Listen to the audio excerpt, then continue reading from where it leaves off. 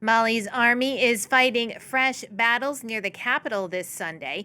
Gunfire has been heard near the stronghold of Mali's ruling junta on the outskirts of Bamako and comes a day after rebels and jihadists staged coordinated attacks across the country. Officials say the country's defense minister was killed in those attacks when his residence in the garrison town of Kati was targeted.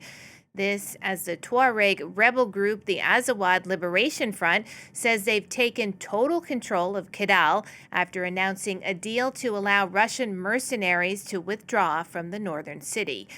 We can cross now to our regional correspondent, Justice Baidoo.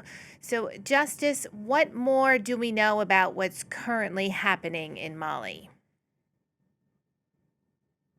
It's a really fluid situation across the country and especially in the capital, Bamako. After heavy fighting that broke out in the early hours of Saturday, the military had said in a statement that it had fought back the attacks from what it described as terrorists that had coordinated these attacks and bombings from the day to try and take hold of not just Bamako, but northern cities like Gao and Kidal.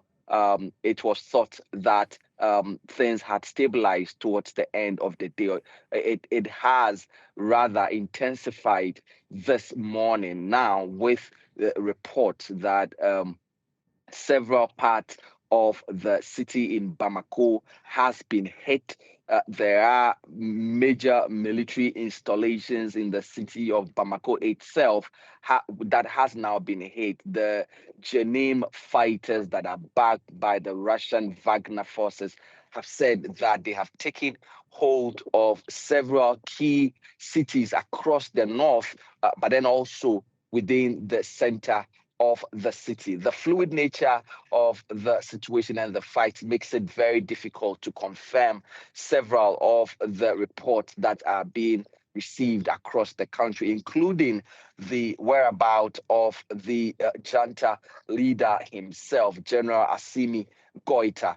There are reports that he is currently now being held in hostage by his inner protection security detail, and there's very little information from the junta leadership on what exactly they are doing to quell these fresh attacks now. Now, Justice, we've been reporting that one of those killed yesterday in the attacks was the Defense Minister, Sadio Camara. How big a blow is this to the country's ruling junta?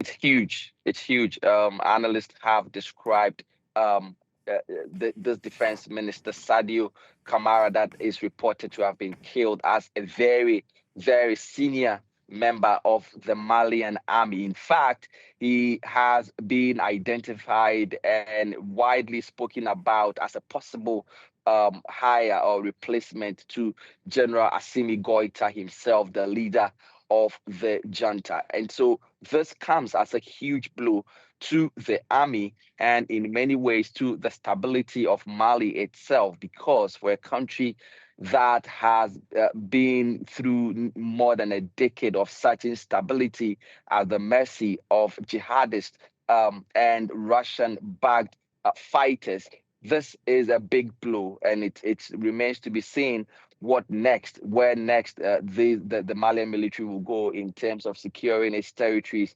and getting things under its control again. Justice, thank you so much for keeping us updated on this developing story. That's France 24's regional correspondent, Justice Baidoo.